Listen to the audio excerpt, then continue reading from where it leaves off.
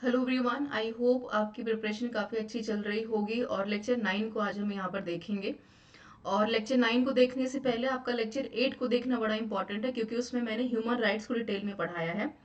Lecture 9 में मैं human rights को डिटेल में पढ़ाते हुए आपके साथ जो इंटरनेशनल लेवल पे इंटीग्रेशंस हैं उसके बारे में बात करूंगी, क्योंकि आपके सिलेबस में काफ़ी अच्छे से मेंशन किया है कि जो डेमोक्रेटिक राइट्स या फिर जितने भी ह्यूमन राइट्स दे रखे हैं उनका इंटीग्रेशन नेशनल और इंटरनेशनल लेवल पर क्या है। ठीक है, तो सेशन स्टार्ट करते हैं।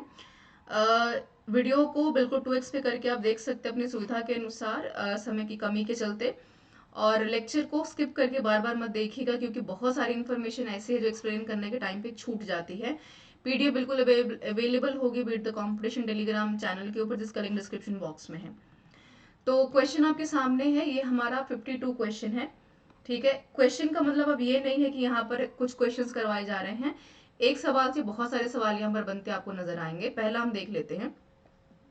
कह रहे हैं कि विच international document specifically outlines the rights of children. बहुत इंपॉर्टेंट क्वेश्चन है।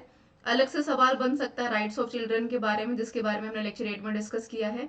इसके साथ साथ आपसे स्पेसिफिकली पूछा गया है, तो आपको बताना है कि क्या है। यूडीएचआर है, यानी कि universal declaration of human rights है। ठीक है, या यहाँ पर कन्वेंशन है राइट ऑफ चाइल्ड का, मैग्ना कार्टा या फिर बिल ऑफ राइट का है। इलिमिनेशन मेथड से भी अगर आप देखेंगे तो कहीं ना कहीं डायरेक्टली आप इन दोनों को एक बार देख पाएंगे, है ना। फर्स्ट एंड सेकंड, ए और बी की मैं बात कर रही हूँ। बट प्रोबेबिलिटी की अगर बात करें तो CRC will be the right option. आपसे सवाल ये भी घुमा कर पूछ सकता है कि यूडीएचआर कहाँ पर है। ठीक है, और साथ में मुझे बताइए कमेंट करके इसका हेडक्वार्टर कहाँ पर है। और साथ में ये भी पूछ सकता है कि इनका क्या काम है, और सीआरसी की फुल फॉर्म क्या, या फिर यूडीएचआर की फुल फॉर्म क्या है, कैसे ये काम करते हैं और कौन से कन्वेंशन के ऊपर ये लोग काम करते हैं। ये सवाल यहाँ से बन सकता है। मेग्ना कार्टा एक हिस्टोरिकल जो है एक इंसिडेंट है, उसके बारे में बात नहीं करेंगे डिटेल में, बिकॉज ये आपके काम का नहीं है। बिल ऑफ राइट्स इसमें कुछ भी नहीं है। ठीक है, तो option B will be the right option, जो आपको ध्यान में रखना है। जहां कहा गया कि सवाल बनेगा, इट में सवाल बनेगा।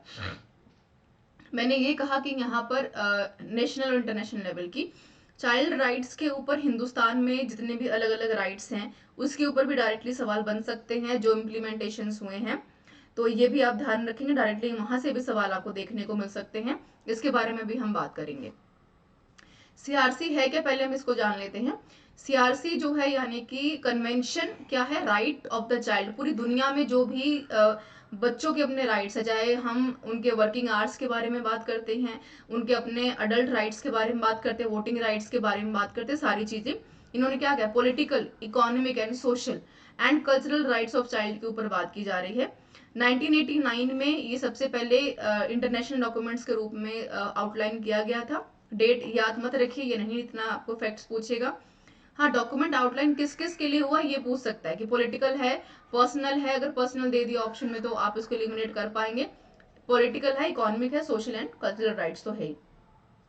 कंप्रिहेंसिव फ्रेमवर्क के बारे में बात करते हैं, प्रोटेक्ट करने की चिल्ड्रन को ग्लोबली, है ना। हमने क्या कहा है, ग्लोबली, इंटरनेशनल लेवल पर ग्लोबली क्या चीजें काम करती हैं उसके ऊपर बात की जा रही है। फर्क नहीं पड़ता कि आप लंदन में है, कनाडा में है या हिंदुस्तान में है, सबके लिए राइट्स जो है सेम लेवल पर सेम तरीके से सेव रखे गए हैं, जिसके अलग अलग जुरिडिक्शंस हैं, अलग अलग चीजें बनाई गई हैं ताकि उसको बचा करके रखा जा सके।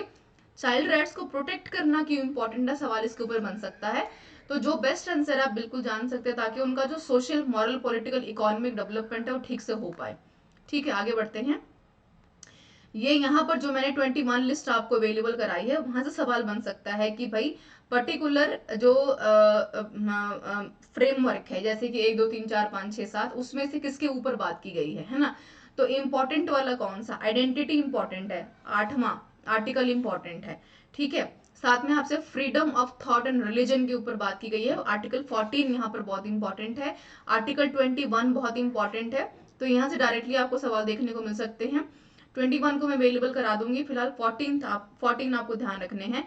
ये बिल्कुल वैसा ही जैसे हम सस्टेनेबल डेवलपमेंट गोल्स के ऊपर बात करते हैं, 17 गोल्स है ना हमारे, उसमें भी ह्यूमन राइट्स के साथ साथ चाइल्ड राइट्स के ऊपर बात की गई है। कमेंट करके बताइए कि कौन सा वाला गोल है, सवाल बनेगा यहाँ से।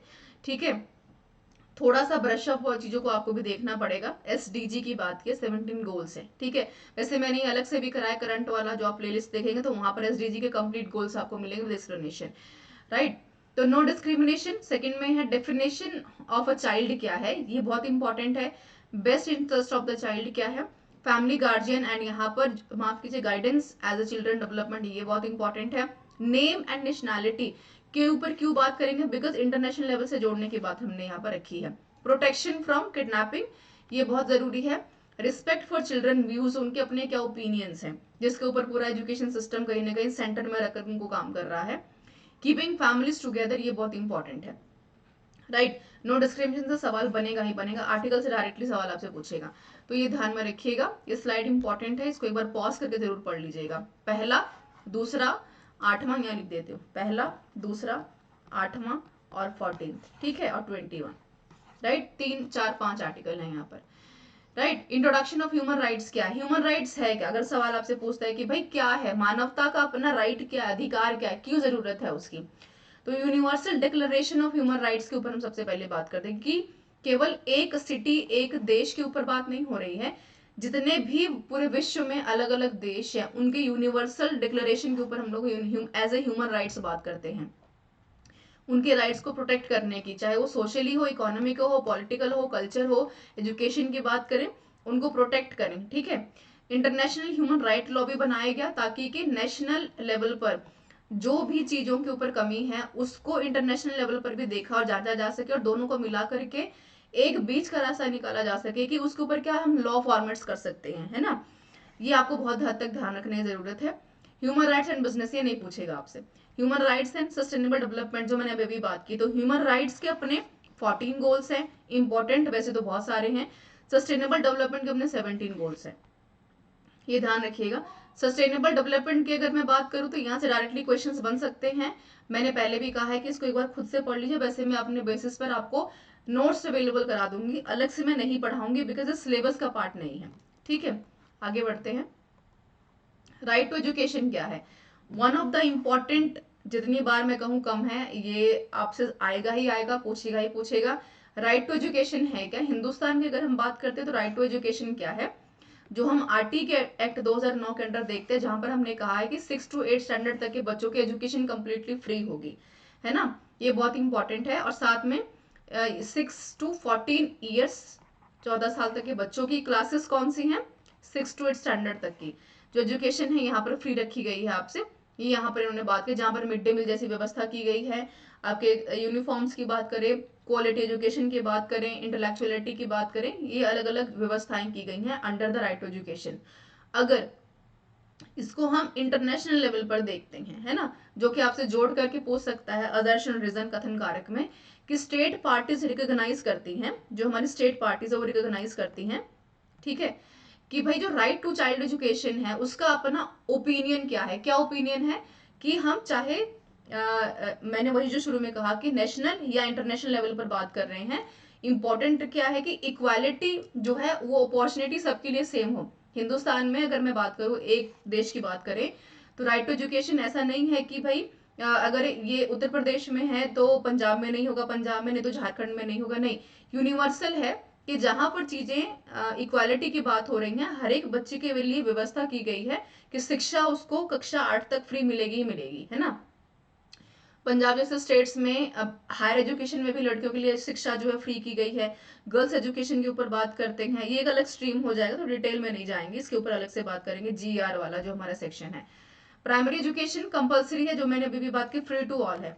इनकरेज क्या करना है शिक्षा के माध्यम से, ताकि शिक्षा क्यों इंपॉर्टेंट है, ताकि उसका जो सोशल, मॉरल, ठीक है, इंटेलेक्चुअल, कॉग्निटिव, जो उसके अपने वैल्यूज हैं, सोसाइटी में क्या हो रहा है, कैसे हम उसको देखते हैं, उसकी अपनी अवेयरनेस क्या है, उसको हम जोड़ पाए, है ना। Secondary education including journal and vocational, है ना, शिक्षा तो दे दी लेकिन व्यवसाय की व्यवस्था कहाँ होगी, वोकेशनलाइजेशन क्या है, व्यवसाय की व्यवस्था, कि शिक्षा देना सिर्फ काफी नहीं है, वोकेशनलाइजेशन में कैसे आप अपने व्यवसाय को जोड़ते हैं, जो कि गांधी जी ने नई तालीम वाले में भी बात की है अपनी शिक्षा में, बेसिक एजुकेशन में, कि भाई यहाँ पर हम अपॉर्चुनिटीज तो दे रहे हैं, लेकिन बड़ी जरूरी चीज हो जाती है कि किस तरीके से हम उस अपॉर्चुनिटीज में ऐड करते हैं किस चीज को, शिक्षा के साथ साथ अपने व्यवसाय यानी रोजी रोटी को ऐड करते हैं, जिसमें उन्होंने 3H के बारे में बात की है। क्या है 3H? उसमें हेड है, हैंड है, तीसरा क्या है कमेंट करके बताइए।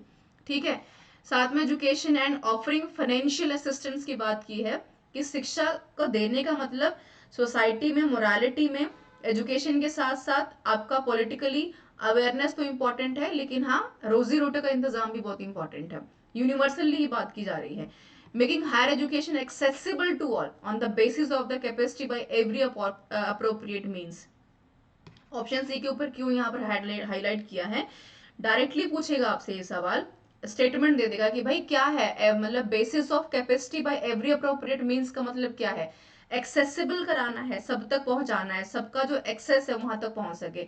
कोई रीजन में ट्राइबल एरिया में जो बच्चे बैठे उनको भी शिक्षा मिल सके, जहां पर EMR जैसे स्कूलों की व्यवस्था की गई है ताकि क्वालिटी एजुकेशन के ऊपर बात की जा सके। Make education and vocational information and guidance available and accessible to all the children, है ना। एजुकेशन है, साथ में व्यवसाय है, और यहाँ पर गाइडेंस भी इंपॉर्टेंट है कि जो भी अध्यापकों के द्वारा जो गाइडेंस दी जा रही है टीचर्स के माध्यम से, वो कितनी इंपॉर्टेंट हो पाती है कि जितना ज्यादा आप अच्छे से सीख पाएंगे उतने ज्यादा से आप इम्प्लीमेंट कर पाएंगे, है ना। दशा तो है कि भाई शिक्षा लेनी, लेकिन दिशा क्या है ये आपको एजुकेशन के माध्यम से पता चलेगा।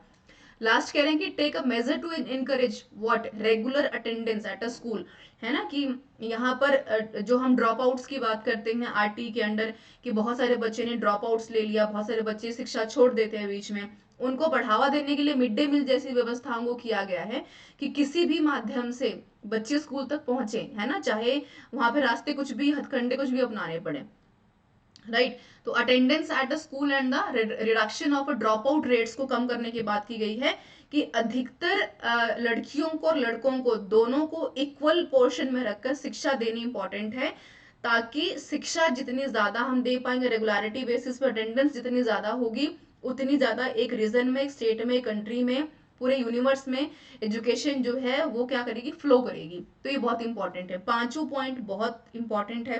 क्वेश्चन डायरेक्टली बनेगा यहाँ से, अजर्शन से बने चाहे रीजन से बने, ठीक है, ये बहुत इंपॉर्टेंट है, राइट। एंड इतना ही था इसमें, स्लाइड इंपॉर्टेंट्स है सारी। इसको और बेहतर समझने के लिए आपको कल का सेशन भी देखना पड़ेगा, जहां पर ह्यूमन राइट्स के बारे में मैंने बात की है, और साथ में बहुत मैंने लेक्चर 8 में पूछा था कि ह्यूमन राइट्स डे हम कब मनाते हैं, है ना, तो इसको ध्यान में रखेगा, सवाल यहाँ से बन सकता है। बाकी RRB का यहाँ पर जनरल साइंस अवेलेबल है, EMRS जो कि इस साल आपका होगा, संभावना 99% लग रही है 2025 में। तो पेपर 1 के सारे टेस्ट सीरीज अवेलेबल करा दी गई, UPTGT PGT जो आपका यहाँ पर आपका मई जून में होने वाले, उसको देख लीजिए। TSSS भी ऑलरेडी पाइपलाइन में है, तो वो भी पेपर आप यहाँ पर टेस्ट सीरीज के माध्यम से देखेंगे, राइट। एंड हिंदी का भी है, UPTGT PGT, सिविक्स एंड भूगोल का भी है। साथ में RRB का जो बच्चे प्रोफेशनल एबिलिटी का पूछ रहे हैं, ये आपके लिए मैजिक कर सकता है। यहाँ पर मोर ओवर 50 मॉक टेस्ट तो फ्री किए गए हैं, मैक्सिमम कंटेंट फ्री है, बुक फ्री दी गई है आपको, वहां से पढ़ सकते हैं आप, कुछ आपको पे नहीं करना उसके लिए। यूट्यूब पे वीडियो लेक्चर्स अवेलेबल हैं, साथ में एक एक लेक्चर जो सीरियल वाइज मैंने यहाँ पर आपको बताए हैं सबको मैंने अवेलेबल करा दी in the form of test series. Explanation वाला सेक्शन इंपॉर्टेंट है, और जनरल अवेयरनेस इसके साथ आपको दिया जा रहा है, जहां पर 6 महीने का current affair, history, polity, civics सब कुछ आपको दिया जाएगा, right. So this is all about the session everyone. These are the links and the maximum links are available in the description box, and don't forget to check the description box and telegram channel and the file section जहाँ पर आपको PDFs मिल रही हैं completely for your download sessions. Thank you so much. Sessions and downloading दोनों available हैं, sessions मतलब videos and साथ में डाउनलोड कर सकते हैं फाइल सेक्शंस को। This is all about this session, thank you so much for being with me. जो सवाल पूछे गए हैं कहे गए उनको जरूर एक बार देखिएगा, थैंक यू।